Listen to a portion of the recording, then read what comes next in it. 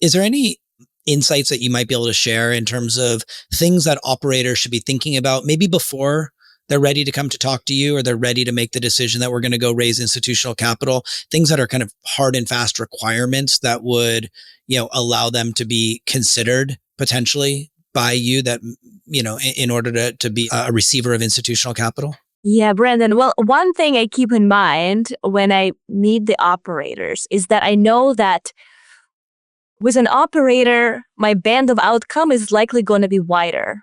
And what I mean by that is, as an operator, you're probably synonymous with sector specialist as well. That kind of usually goes hand in hand. So more likely than not, as an operator, you focus on one sector, which has its pluses and minuses. So when I evaluate an operator, I realize that if I get that manager selection wrong, I can really be faced with I can lose my equity.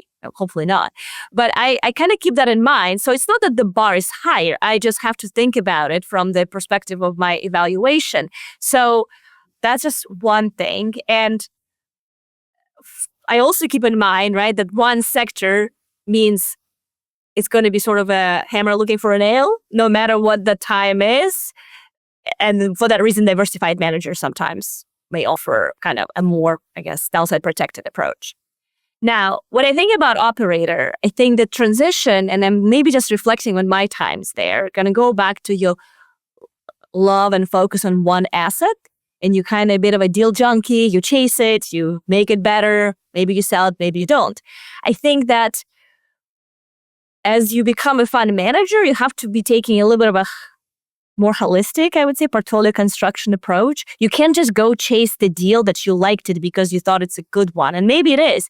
You kind of have to be a little bit more conservative in how you think about what kind of a portfolio you're building for your LP.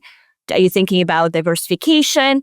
If you're a sector specialist, whether it's a market or something else. But I think that taking that a bit of a critical lens on not just building a eclectic portfolio of deals that you liked, but being a little bit more thoughtful around why you make that deal, what is going to add to the portfolio, and how LP will evaluate that portfolio at the end.